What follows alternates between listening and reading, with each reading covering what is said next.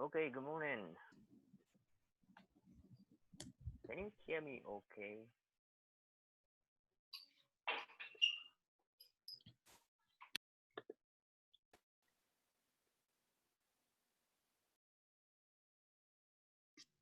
If you can hear me, can you do this?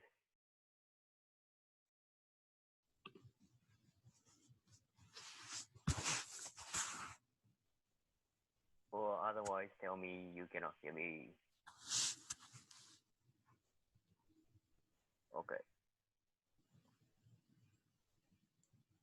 Alrighty.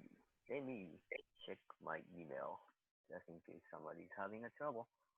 Okay, okay, good.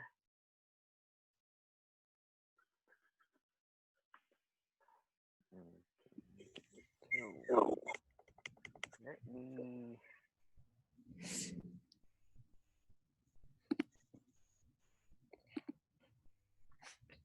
alright. Go away. Let me introduce myself first in case you don't know me. Well, many of you don't know me. My name is Tosi Twitter, instructor of this class.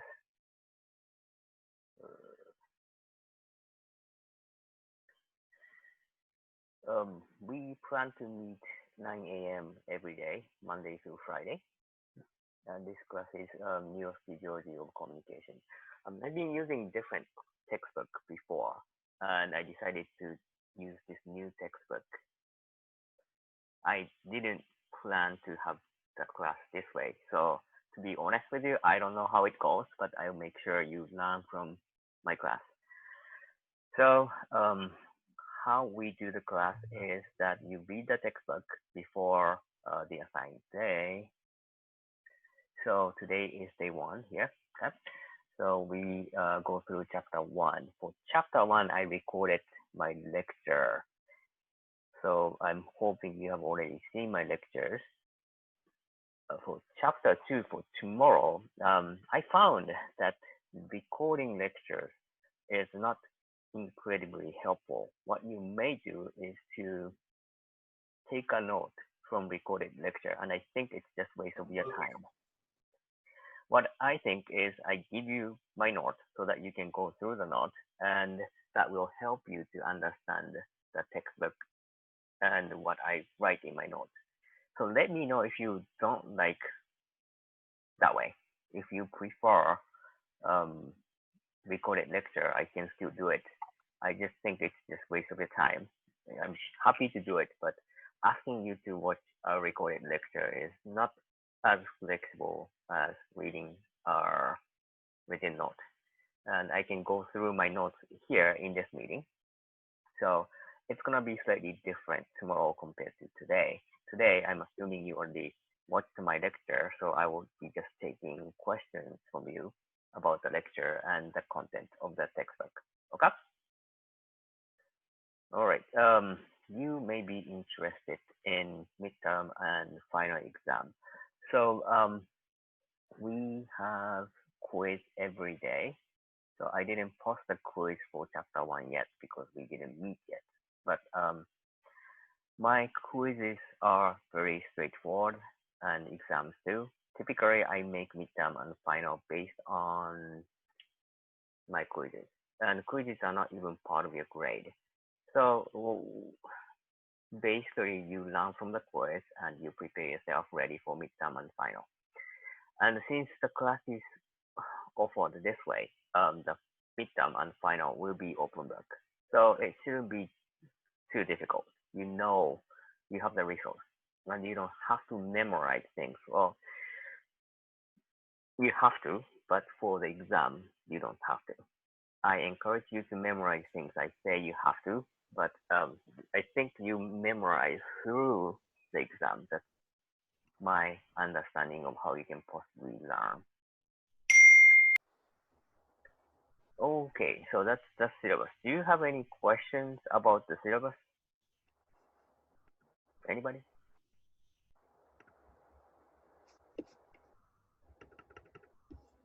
Nobody? No questions?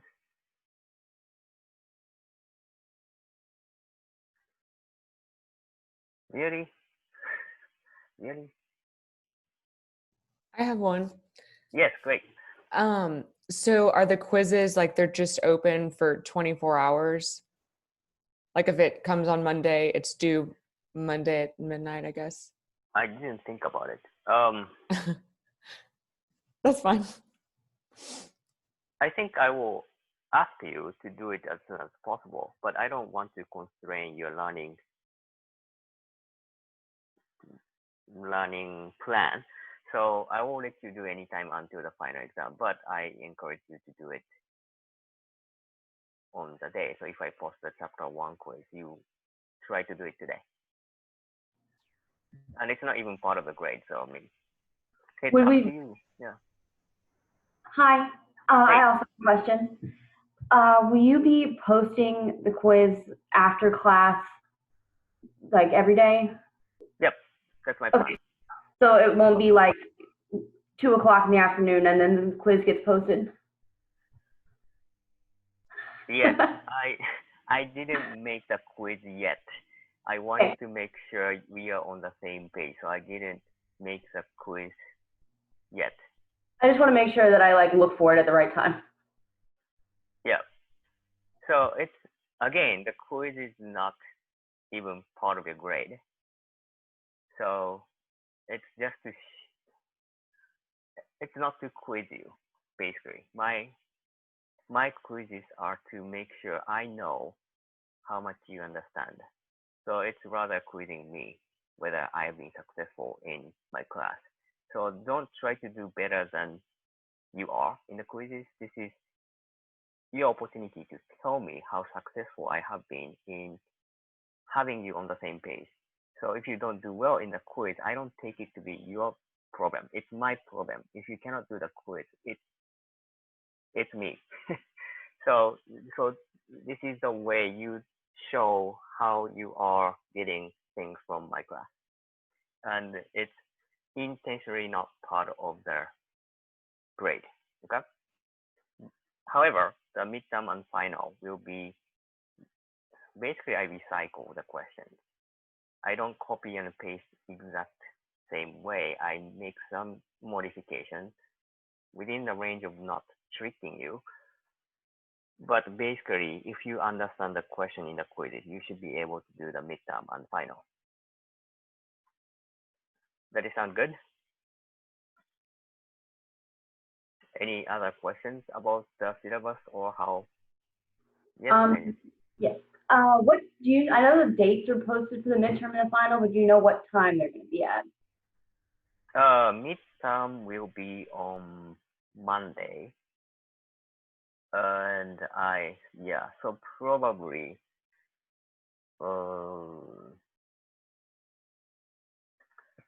let's say anytime after the class. So once not the class, this meeting, after we finish this meeting, I will post the midterm, and I will give you at least 24 hours to complete the midterm. And it's gonna be open book, so I'm basically encouraging you to cheat. you prepare so that you can help yourself to succeed in the midterm. And I think this is a very good way to learn if you prepare yourself so that you can successfully cheat. Well, cheat is not the right word, but you know what I mean.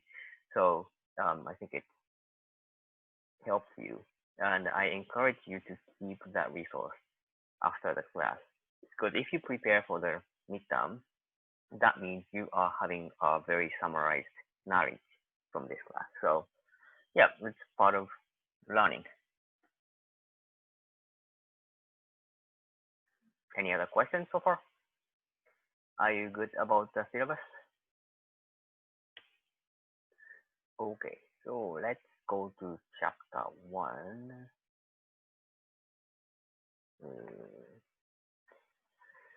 So in chapter 1, we went through this brain handout. Was this one good to understand? Did you get the idea?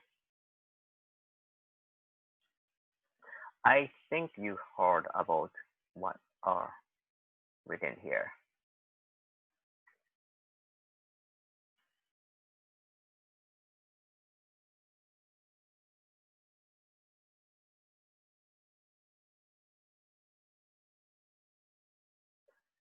So you're seeing the brain pictures so far, okay? That's good. And the point in these two pictures are that each part of the brain is dedicated for one particular thing, okay? And also, I want you to know we have this primary sensory cortex and primary motor cortex. And I want to emphasize that the brain does two things to the external world. One is sensing the world, called sensory. So the information goes to the brain from the surface of the body and eyes, tongue, ear, nose, and we are able to sense the world. But what we can do to the world is only to move our muscles. We can move our muscles, and that's the only thing we can do to the world outside of our body.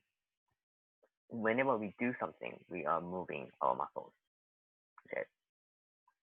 So we have sensory going to the brain and motor coming from the brain to the muscles, and they are the two things.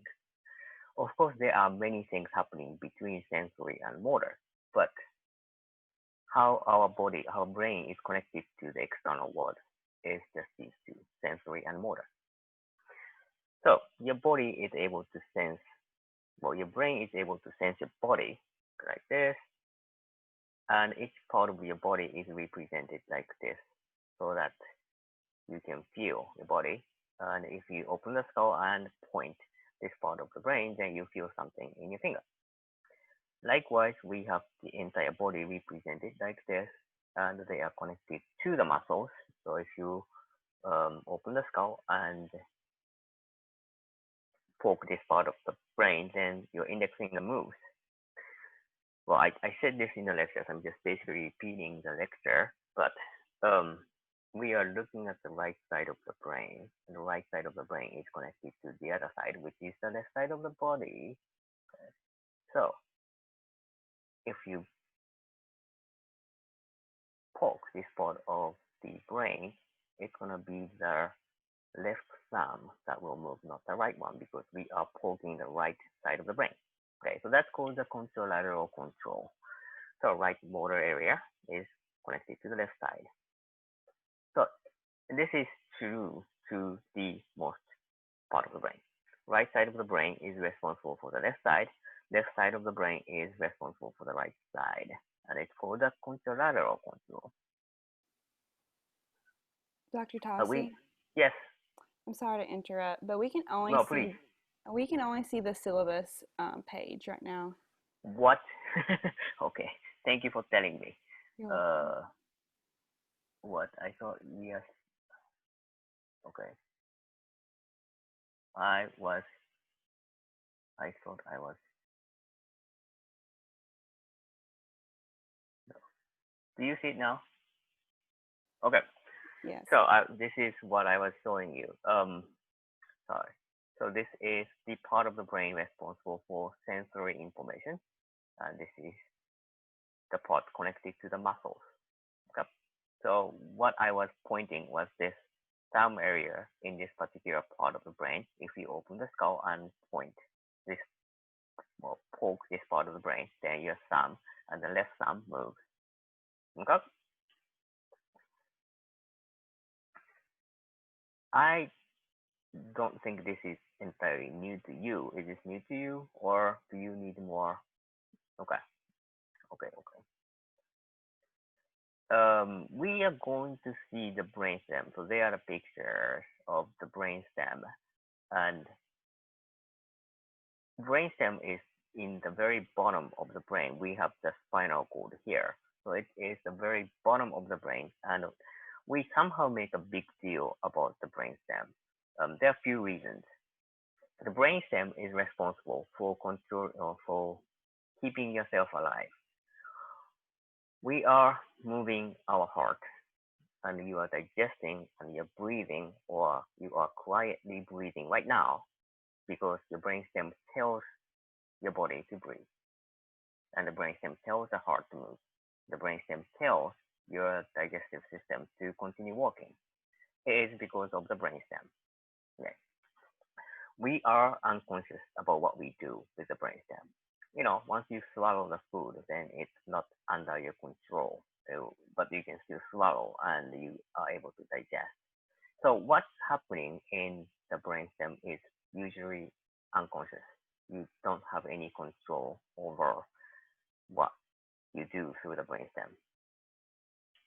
That's not why we make a big deal in speech language pathology. The reason why we pay so much attention to the brainstem is because we have the cranial nerves connected to the brainstem, and we have this in chapter 3. So we come back to this topic, but we have the cranial nerves, 12 cranial nerves.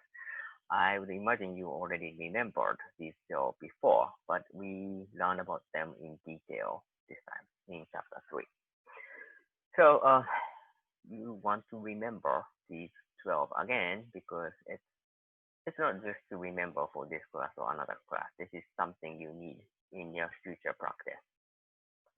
I tell you, the cranial nerve is a favorite question in the praxis exam. You know praxis exam, right?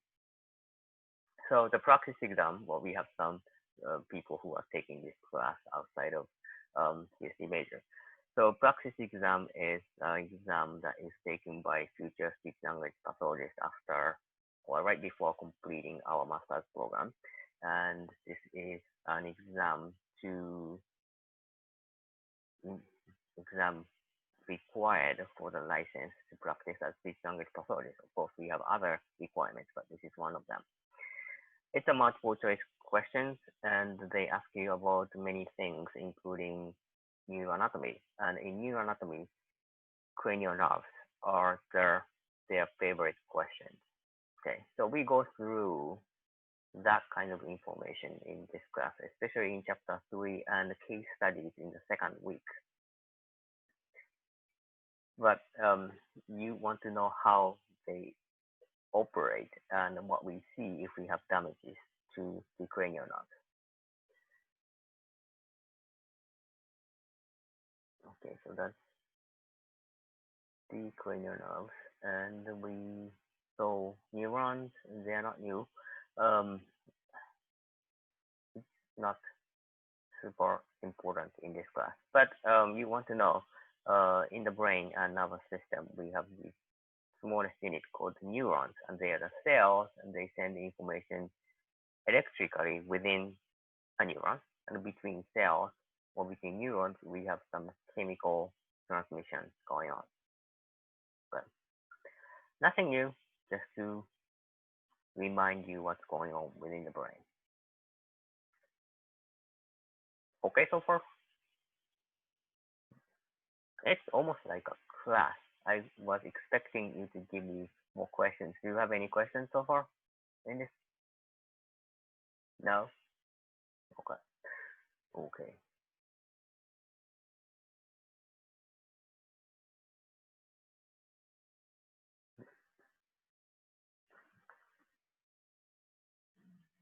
Okay, do you see the new handout now? Okay. So this is just to give you the entire brain and how it's organized. And you don't see something like this anywhere. I wish I had this when I first studied about the brain. But this is everything in the central nervous system. Okay. So if you're able to understand each of them in this sheet, you're good. But we are going to spend 2 weeks, which is supposed to be a semester, to understand these structures in the brain. Okay, so just to give you the idea of how things are organized. So this is the bottom is the bottom, the spinal cord. Spinal cord is right below the brain, and in the spinal cord, no thinking is happening. It's sending the information from the brain or to the brain. Or we have something called a reflex within the spinal cord, but not much is going on in the spinal cord. Okay, so that's the bottom. The top is the cerebral cortex. It's the surface of your brain, right behind your skull. Okay, so this is considered to be the highest order of the brain. So this is where you think and this is where you decide, and if this is where you hear the sound, this is where you see what you see, and this is where you taste, you smell. So that's happening in the surface of the brain, and this is where you are sensing yourself in the surface of the brain. And there are many things in between the spinal cord and the surface of the brain. So that one is called the limbic system. It is right behind this surface structure, and we have these things like cingulate gyrus, hippocampus, which is for memory. We have thalamus, we have hypothalamus. When you feel hungry, this is where you sense that there's no enough sugar in the bloodstream. That's the hypothalamus. The amygdala is responsible for making some emotional, mainly negative emotions to the previous memory. We have basal ganglia that is even deeper in the brain, meaning it is less under your control. Okay? We have this spaghetti structure here that's called the cerebellum. Okay? We learned about cerebellum in chapter 3, and we have the brainstem. Okay? So this is just to give you how our brain and the nervous system is hierarchically organized. So the highest piece is the cerebral cortex, lowest is the spinal cord. Are you good with this so far? Okay, so that's the brain simplified. And I added a few extra. So we are going to spend blood supply in chapter 2, so you don't have to worry too much about it. But the reason why we have to think about blood supply is we have stroke, and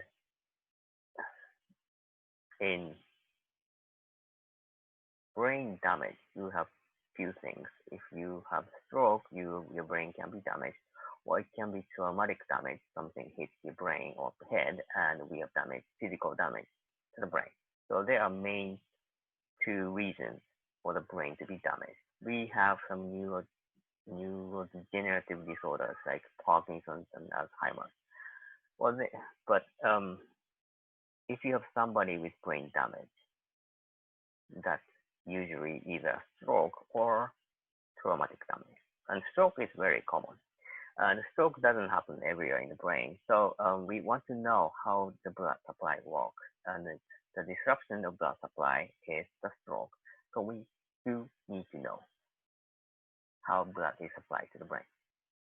Okay. So just to give you a gross idea of blood supply. And we come back to this topic again in chapter 2. Section 1.8. So whenever I say you need to remember, that means I'm going to have it in the quiz and the midterm and final. Okay, I'm very straightforward. If you took my class before, I'm in the same way. I tell you what I'm going to quiz you. Okay, so this is one of the things. We have 4 layers of meninges. So dura mater, as in epidural. So it's the most external layer protecting the brain and the spinal cord. And behind the dura mater, we have the arachnoid mater. Then we have a space called subarachnoid space, and we have blood supply within this space. And behind that space, we have a thin, soft layer called the pia mater. Okay, so you want to remember these 4, not just the names, the order. Okay, which one is the most external, which one is the most internal. Okay? And I don't think I had a lecture for this contrast. So if you see any brain picture, you usually see the dark part in the surface of the brain, right? So you see the dark part. The completely black part is not the brain. So you have the dark stuff like this part, okay? So that's called the gray matter. And you have the white part called the white matter. And what it means is the white matter is made of axons. So axons are the wire extending in a neuron to another neuron. Okay? And axons are surrounded by the thing called the myelin sheath. The myelin is made of fat. And as you know, the fat is white, and this is why they appear to be white. If you see a steak, the white part is fat. It's the same way. So myelin sheath and axons, they appear to be white. Well, speaking of fat, it's the same fat as the fat in fish, and this is why people say it's good for the brain to eat fish, because this fat here is the same kind of fat as in fish. Okay, so that is chapter 1, assuming you already saw these videos. Is everything good so far? I had a question about the chapter 1 video, like not the handout video. Okay. Yep. On page 12 of the book, I know you said you'd get into it more later, but it was talking about the long tracts of the central nervous system. And I know you were trying to explain that when, like, there's damage on one side, there's not damage on the other side, and I didn't really quite understand. Oh, okay. So it's this one. So we will come back to this topic in chapter 2. So let me go to that. Do you see my screen? Okay. So we are going to have so if you go section 2.6, I will get to the point. Okay. But let me give you the idea of what I mean by this. So the right side of the brain is connected to the left side of the body. Okay, so it goes to the other side somewhere. The somewhere is different. Okay, so let's look at this one part. So this is the corticospinal tract. Okay, this is motor. So it starts from here. It goes down to the medulla, and then at the bottom of the medulla, before the spinal cord, it goes to the other side. Okay, and then it goes down to the muscle. If you look at this one, well, this is sensory, but let's start from the brain. Okay, so it goes down, goes down, goes down. Well, it's actually going up, but let's pretend that way. It goes down to the spinal cord. So unlike this one here, it doesn't go to the other side at the bottom of medulla. It continues in the right side until it goes out to the body. Okay, what it means is if you have damage, let's say here, this one will be affected, but this one will not be affected. Does that make sense? So that's what we learned in chapter 2.6.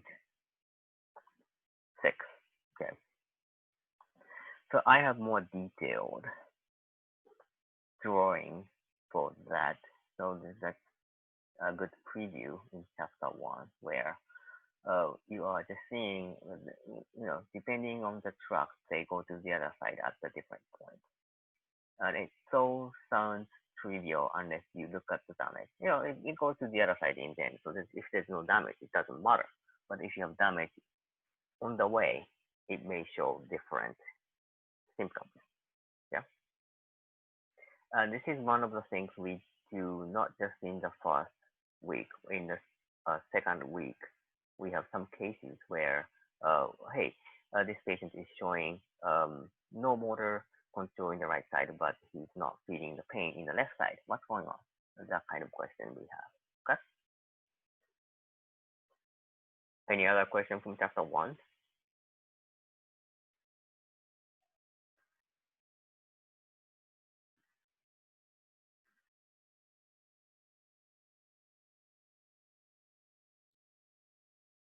No questions? Is everything clear?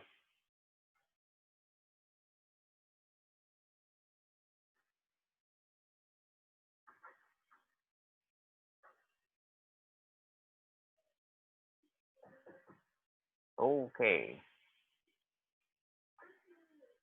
Just a moment. Just a moment. Somebody is calling my name. Okay.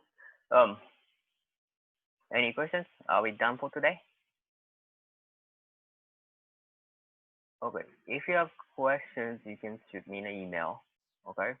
Um, I will post a quiz. By I didn't make it yet, so I will start making it now. But it may be as late as the evening. But I will email you once the quiz is ready. Okay. And chapter 2 is already there, so you can start doing them.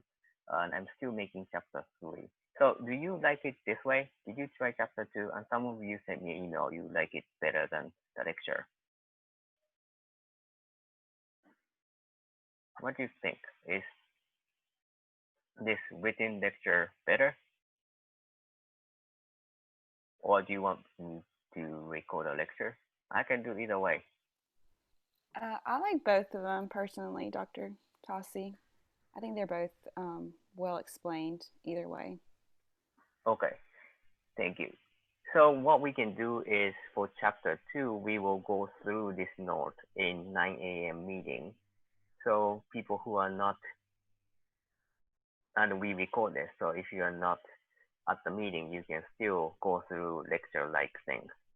And I didn't know how things go. And after finishing today's meeting, people are mostly listening rather than speaking. So I think it's going to be the same. It's just a real-time lecture going to be recorded. So I think this can work, and we can change our mind anytime later if this doesn't work.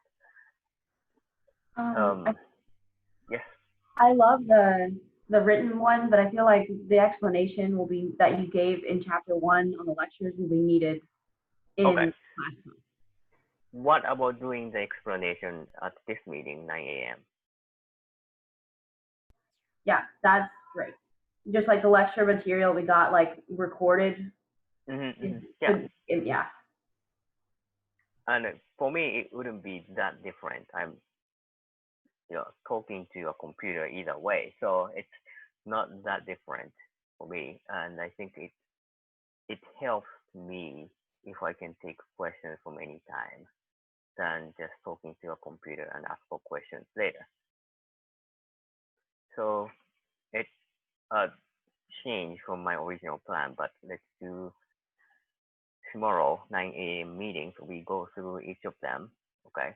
So read the textbook with this note, and I'm not adding too much more information than the textbook. The textbook does a very good job at summarizing each of the topics in the way that it gives you the essential idea rather than distracting you to extra information. I don't like many textbooks because they are so distracting by going into the details that doesn't matter and we don't remember, right? So I want to focus on what is important. And I posted some YouTube videos so that you can, listen. Just reading is boring, so you can go through these videos. Okay, so Dr. Tossi, I have a yes. quick question. So sorry, I don't know what that was. Okay. If you heard that really high pitch. Anyway, instead of putting the notes on Blackboard as just like notes, could you maybe compile them into one of your previous handouts or like a PDF document so it would be easier to like download, print, and then take notes while we're also reading the textbook? I see. Because the pictures aren't, I can't like copy and paste the pictures on the like Blackboard, I guess. Okay, that I didn't think about it. That's a good point. Yeah. Okay. Well, yeah, I can just compile these notes in a Word file and post a PDF or something. I don't think it's gonna be that different to anybody, except that video, like YouTube video, I have to. Yeah, of course. Somehow. Yeah. Yeah. So they will be outside of the document, but yeah, I can make a document. I don't think that will harm anybody. Like even people like it this way, it's gonna be the same that you can have access to something within like this. Okay, I'll do that. And actually, that may be easier for me. Putting these things into a Blackboard is a little bit painful because I have to save the pictures and I have to upload. So it's, to be honest, it's a little painful to do this. Okay, I'll do that. Actually, I already made chapter 3 halfway done. So can I? Is it okay to keep chapter 3 like this? I may be able to make what about this? I can make a PDF out of this. I will try and post it so that you can take notes for chapter 2 and 3.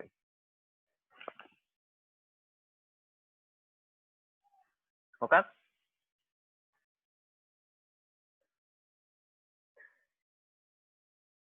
Are you good with chapter 1?